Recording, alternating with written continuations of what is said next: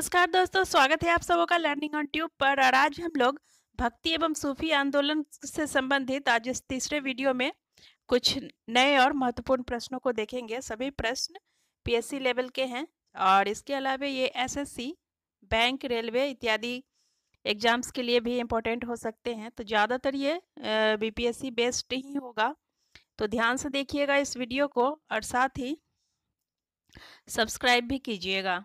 ठीक है, पूरा का पूरा वीडियो आपको विशेष करके बीपीएससी, आईएएस या फिर जो भी अन्य एग्ज़ाम्स होते हैं बी और सी ग्रेड के भी, उन सब के लिए भी जीके से रिलेटेड जो भी क्वेश्चंस पूछे जाते हैं उन सब के लिए इम्पोर्टेंट है।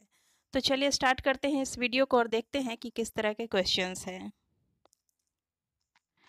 दोस्तों, इस वीडियो से संबंधित 50 क्वेश्चंस पहले ही अपलोड किए जा चुके हैं। ये तीसरा और लास्ट वीडियो है जिसमें कि 51 से 72 तक रहेंगे क्वेश्चन, और ये दोनों ही फॉर्म में होगा, हिंदी और इंग्लिश दोनों ही में। तो मुझे लगता है कि इंग्लिश और हिंदी मीडियम दोनों मीडियम वालों के लिए ये इम्पोर्टेंट होगा। तो चलिए स्टार्ट करते हैं। फर्स्ट क्वेश्चन है इस वीडियो का फर्स्ट क्वेश्चन, और वैसे इस सीरीज का 51वां क्वेश्चन है। तो वल्लभाचार्य किसके उपासक थे? वल्लभाचार्य किसके उपासक थे? तो वल्लभाचार्य जो है कृष्ण के उपासक थे। Whose worshipper was Vallabhacharya. Answer होगा कृष्णा।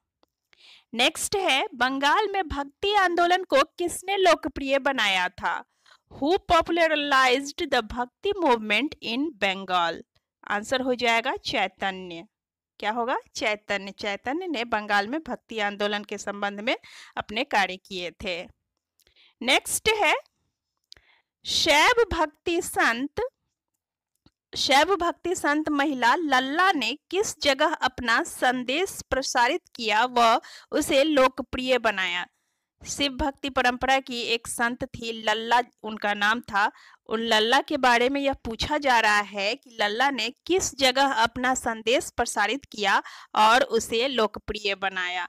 इन विच प्लेस डिड सेवा भक्ति saint woman Lalla spread her message and make it popular? Answer हो जाएगा कश्मीर। कश्मीर में लल्ला ने अपने कार्य किए थे और भक्ति आंदोलन को लोकप्रिय बनाया था। नेक्स्ट क्वेश्चन पे चलते हैं। क्वेश्चन नंबर है 54।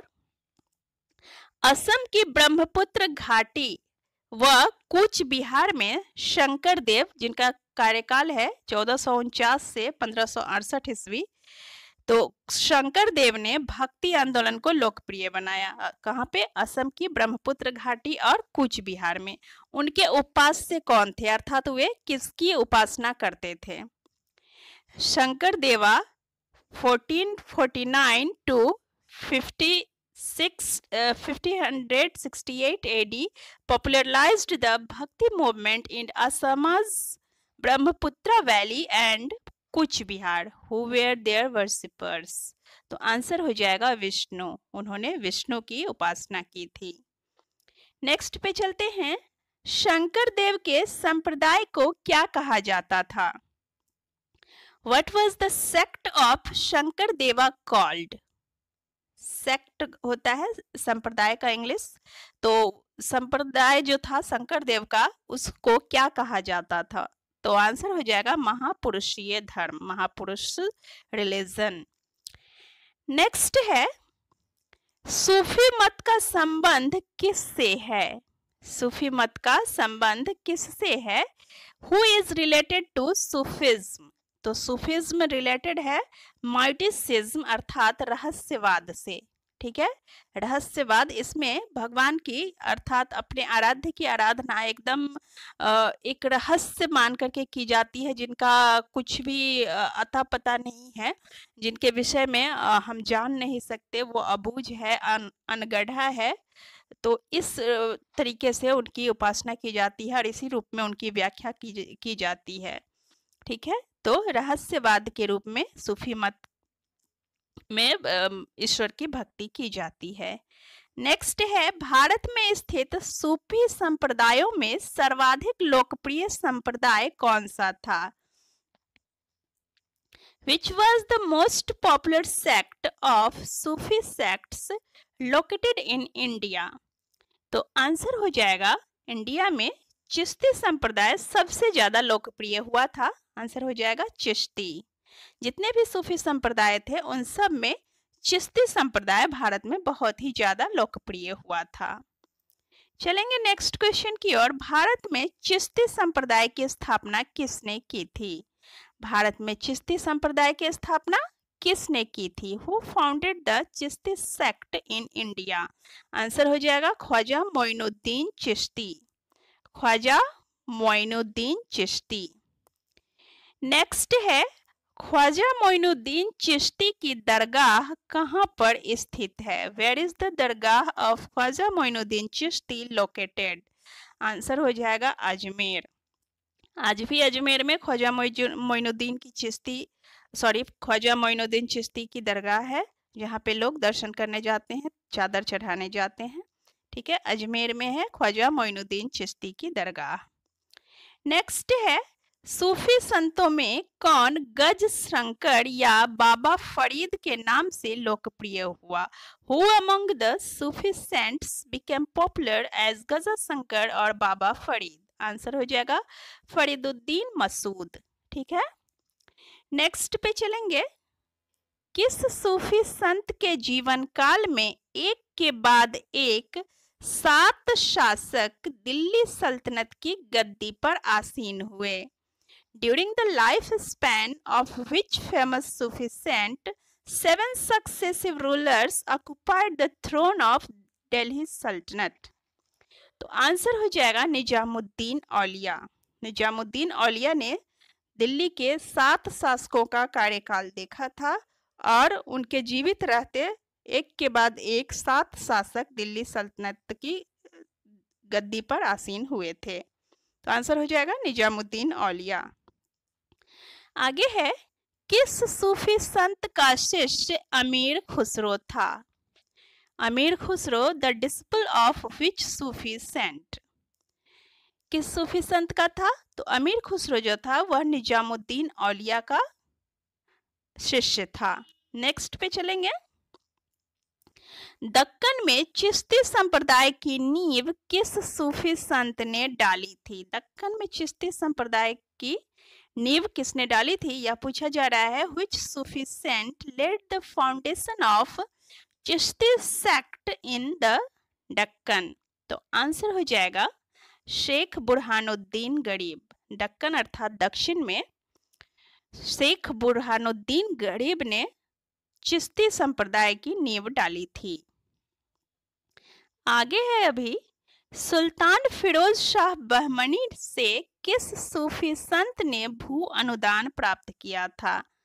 यहाँ पे ध्यान देने की बात है कि कुछ सूफी संत राजाओं से अनुदान लेने के विरोधी थे और कुछ अनुदान प्राप्त करते थे। तो यहाँ पे जिस सूफी संत ने अनुदान प्राप्त किया था या स्वीकार किया था उनका नाम पूछा जा रहा है। Which Sufi saint received land grant from Sultan Firoz Shah Bahmani? Answer हो जाएगा मोहम्मद बंदा नवाज। मोहम्मद बंदा नवाज। नेक्स्ट है रोशनाई संप्रदाय के संस्थापक कौन थे? रोशनाई संप्रदाय के संस्थापक कौन थे? Who was the founder of Roshnai sect?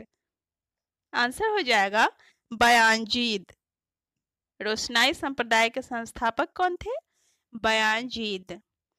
Next है किस मुगल सम्राट की कविताओं में सूफी मत के विचारों की व्याख्या मिलती है? In which Mughal emperor's poem do you find the interpretation of Sufism? तो सूफिज्म की व्याख्या अर्थात सूफी मत की व्याख्या बहादुर शाह थे, राजा मुगल बादशाह, उनके ही विचारों में मिलती है। अर्थात वे सूफी मत की व्याख्या करते हैं अपनी रचनाओं में। बहादुर शाह कई तरह की रचनाएं लिखते थे, तो उनके ही रचनाओं में सूफी मत के विचारों की व्याख्या मिलती है। आगे चलेंगे। क्वेश्चन नंबर है 67। किस वैष्णव संत का जन्म वाराणसी में हुआ था? Which Vaishnava saint was born in Varanasi? तो वाराणसी में वल्लभाचार्य का जन्म हुआ था। और जिसकी वजह से वाराणसी की संस्कृति का भी इन पे प्रभाव था, इनके विचारों पे, इनके रहन सहन पे वल्लभाचार्य के वाराणसी का प्रभाव था। नेक्स्ट पे चलेंगे, भारत में सूफी सिलसिलों की खानकाह का केंद्र बिंदु क्या था?